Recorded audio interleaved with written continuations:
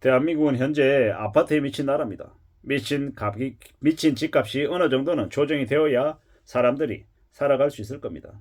지금이 최악이다 라고 생각하는 분들이 있을 텐데 아닙니다. 최악 아닙니다. 앞으로 더 극심하게 이제 부동산 가격 폭락이 올 겁니다. 부동산 불패 신화가 무섭게 무너질 거다라고 봐야 됩니다. 빚이 없고 여유가 있는 사람에게는 집값 하락은 또 자산을 늘릴 기회겠죠. 근데 그들은 극소수입니다. 대다수는 가치 망가지죠. 10억 이상의 현금 자산을 가지고 있는 사람은 0.9%라고 합니다. 그 0.9%에 해당되는 사람 1000명 중에 1명 정도만 이번 부동산 가격 하락에 기회로 맞이할 수 있는 거고 999명은요. 같이 이제 힘들어서 휘청거리는 겁니다. 그게 현실이다라는 겁니다. 대다수가 망가진다라는 거. 부동산만 붕괴되는 게 아니라는 거. 같이 다른 것들도 같이 몰라간다. 같이 박살이 난다라고 보면 맞겠습니다. 영끌들이 못 버티고 파산하는 지역에 부동산부터 망가지겠죠. 노도강 이런 데부터요. 그래서 이제 아파트의 투기가 재앙이라고 이야기합니다. 건전한 부동산 시장이 아니죠. 개판입니다. 앞으로 더욱더 빡빡해질 수밖에 없다라고 봐야 됩니다. 이제는요 아파트와 헤어질 결심을 해야 됩니다. 버핏도 지금 현금하고 기다리고 있다는데 우리는요 더더욱더 정신 바짝 차리고 살아야 되죠. 아파트에 거품이 많이 꺼진답니다. 하락이 아니라 폭락이 온다고 얘기하죠. 폭락이 오면 겁나서 못 사는 거죠.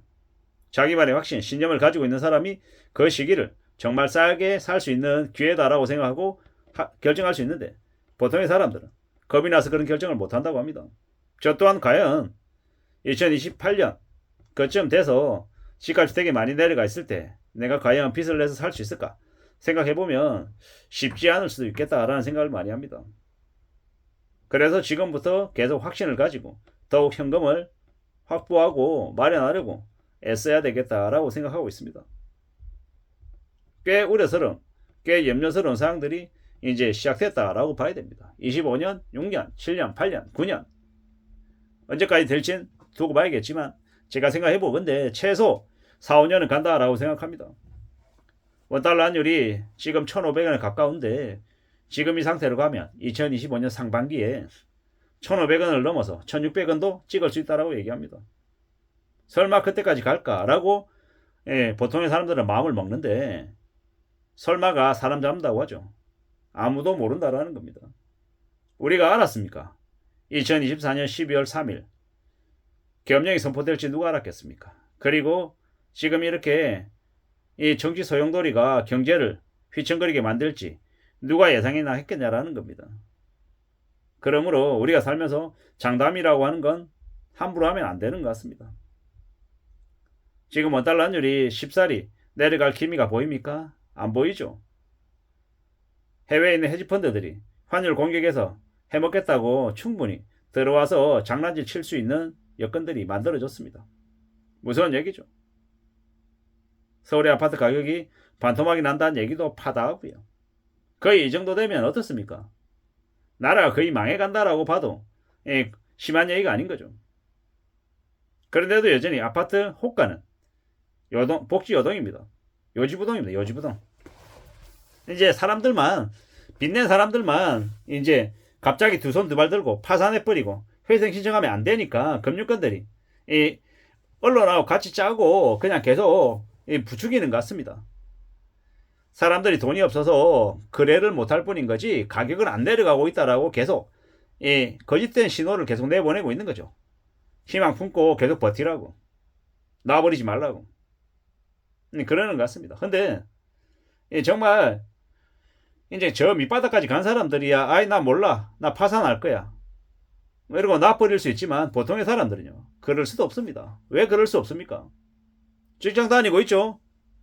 맞벌이 부부 직장 다니고 있는데 놔버리는 순간 집도 뺏기고 월급 차압당하고 회사 잘리고 길거리로 나앉아서 되게 불행하고 우울한 삶을 살 수밖에 없는 거예요. 원래 못 사는 사람들은 이래나 저래나 그래도 버틸 수 있는데 어느 정도 중상 이상의 수준을 갖추고 살던 사람들은요 1년에 2번씩 상반기 하반기 해외여행 다니고 해외여행 다니면서 명품백 사고 골프백 사고 골프채 바꾸고 되게 그러고 비싼 수입차 끌고 다니면서 되게 폼 내면서 살던 사람들이 갑자기 카드 막히고 차 없이 대중교통 타고 다니고 주머니에 만 원도 없어가지고 허덕이며 살면 몰락한 것 같아가지고 스스로 이제 자괴감에 빠지고 스스로 몰락하죠. 그러다 보면요, 술 마시고 비틀비틀 그냥 이 많은 세상 울컥 이러면서 그냥 극단적인 선택을 할 수 있다라는 겁니다. 제가 생각해 보건데, 아니 돈도 없는 인간들이 전부 다 하나같이 있잖아요. 벤츠 끌고 다니고 아우디 끌고 다니고 포르쉐 끌고 다니고 미친 년놈들이에요. 그래놓고 씀씀이는 왕창 크고 주택담보대출 갚으면서 원리금 내면서 되게 강남에 새 아파트 살고 하니까 다 부자 같죠. 근데 그런 사람들이 한번 무너지기 시작하면 속수무책으로 자빠지면 못 일어나더라는 겁니다. 원래 돈이 없이 원래 그냥 허덕이며 사는 사람들은요, 새끼 먹다가 두 끼 먹어도 버티고 두 끼 먹다가 한 끼 먹어도 버틴다는 거죠. 배가 좀 고플지언정. 근데 세상에서 되게 중요한 존재고 되게 높은 직종에 있는 직급에 있는 뭐 전무고 부사장이고 연봉 5억씩 받고 되게 법인카드 쓰면서 세상 무서운 줄 모르고 살던 인간들이 갑자기 몰락하고 법인카드 날라가고 돈도 없고 이자 때문에 빚 갚아야 돼서 허덕이고 살면 그냥 자괴감에 빠져가지고 그냥 인생이 그냥 폭망하는 게 순식간이더라는 겁니다. IMF 때 집 망했다고 대학도 자퇴하고 이렇게 떠돌아다니는 사람들이 제대로 된 직장을 갖췄냐라는 겁니다. 대부분 다 되게 우울하게 살고 삶이 별로죠. 그런 것들 볼 때 생각이 많이 듭니다. 참 살아가는 게 쉽지 않구나부터 시작해서 어떻게 그렇게까지 망가졌나 라는 생각도 들고. 근데 확실한 건 아무리 힘들고 어려운 상황이어도 내 심지가 굳고 휘둘리지 않겠다라고 각오하면 그래도 살아갈 수 있는데, 내가 나 자신을 놔버리면 포기해버리면 정말 답이 없더라고요.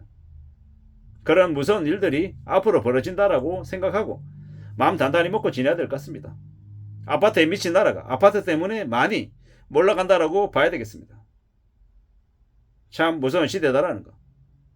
오직 1000명 중에 한 9명 정도나 이번 시즌을 자산을 늘릴 기회로 삼는 거지, 대다수의 사람들은 되게 힘겹게 살 거다라는 게 진실에 가까운 이야기가 아닌가라는 생각을 해봅니다. 특히나 영끌들은 이번 시즌에 많이 몰락하고 금융노예가 되든 주민등 말사자, 신용불량자가 되든 둘 중에 하나가 아닌가라는 생각을 해봅니다. 이상입니다.